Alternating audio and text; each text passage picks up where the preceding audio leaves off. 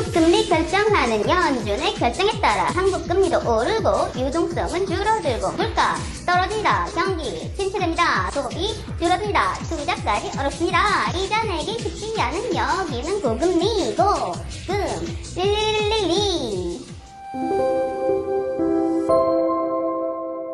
지난 콘텐츠에서는 미국 금리가 올라가면 왜 한국 금리도 따라 올라가는지를 이야기했는데요.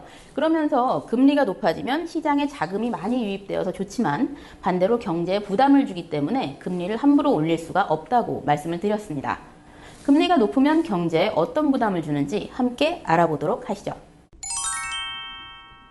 사업이나 투자를 하시는 분들은 이게 무슨 말인지 금방 아실 겁니다. 자금 조달 비용, 즉 돈을 빌리기 위한 비용인 이자가 비싸진다는 뜻이죠. 주택담보대출을 예로 들면 얼마 전까지만 해도 금리가 한 2%대였던 것 같은데 요즘은 아무리 낮아도 4%는 훌쩍 넘습니다. 만약 1억 원을 대출받았다면 금리가 2%일 때의 이자는 200만 원이지만 금리가 4%일 때의 이자는 400만 원이 됩니다. 버는 돈은 똑같은데 200만 원이 더 나가는 거죠. 주택담보대출만 문제인 게 아닙니다. 저도 작은 회사를 운영하고 있지만 사업하시는 분들, 자영업자들 중에서 대출 없이 순수하게 내 돈만 가지고 장사하는 분이 과연 있으실까요? 그렇다면 정말 진심으로 존경합니다. 하지만 대부분은 저처럼 어느 정도 대출금이 있으실 거예요. 금리가 높아지면 이자 갚는 돈은 늘지만 그렇다고 매출이 늘어나는 건 아니기 때문에 기업은 어쩔 수 없이 다른 비용을 줄여야 합니다. 하나의 회사가 운영되기 위해서는 연결된 다양한 회사들이 필요한데요. 저희 같은 출판사를 예로 든다면 인쇄를 진행하는 인쇄소, 또 종이를 공급하는 지업사, 물류를 담당하는 물류업체, 창고, 이렇게 다양한 거래처가 있겠죠. 한 회사의 매출이 줄어들면 연관된 다른 회사들도 다 같이 타격을 입기 때문에 경기 침체는 한두 회사의 문제가 아닌 겁니다. 기업들 수익성이 좀 줄어드는 게 뭐가 문제냐? 사장님이 돈을 좀 덜 가져가면 되는 거 아니냐? 이렇게 생각하시는 해맑은 분들 분명히 계시죠? 팔이 안으로 굽어서 하는 말이 아니라 작은 회사의 경영이라는 건 사실 한 달 한 달을 버텨나가는 기술이죠. 매출이 일어나면 그 돈으로 인건비 내고 재료비 내고 임대료 내면서 근근히 유지하는 게 중소기업의 현실인데요. 문제는 이러한 중소기업들이 우리 경제의 80%를 차지한다는 겁니다.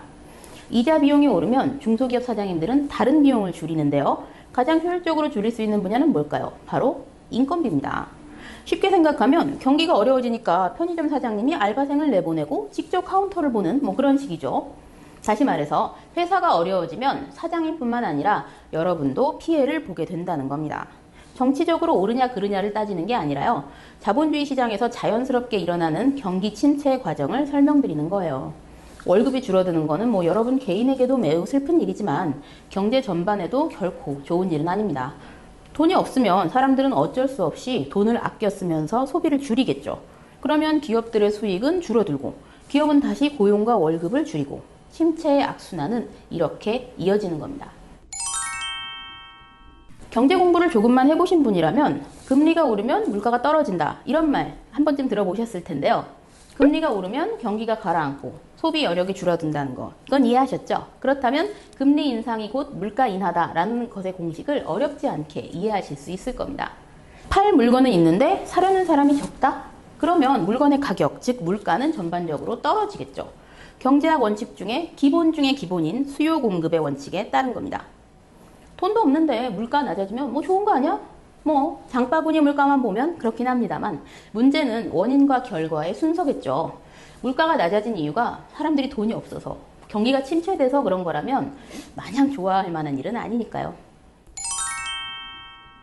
요약하면 금리가 오를 경우 경제 전반에 크고 작은 타격이 오기 때문에 금리는 함부로 올릴 수가 없다는 것. 그렇지만 미국이 금리를 올렸는데 우리나라도 올리지 않으면 외국 자본이 대량으로 빠져나간다는 것. 그래서 우리나라는 금리를 미국보다 살짝 높은 수준으로 유지하려고 노력한다는 것. 어느 정도 정리가 되셨나요? 그렇지만 여전히 궁금하실 겁니다. 그래서 금리가 오르면 투자를 접어야 돼? 이런 생각들 많이 하실 텐데요. 글쎄요, 제가 투자 전문가는 아니지만 여기저기서 주워들은 내용으로 제 나름의 의견을 다음 영상에서 한번 말씀드려 보겠습니다. 구독과 좋아요 눌러두시면 편하겠죠?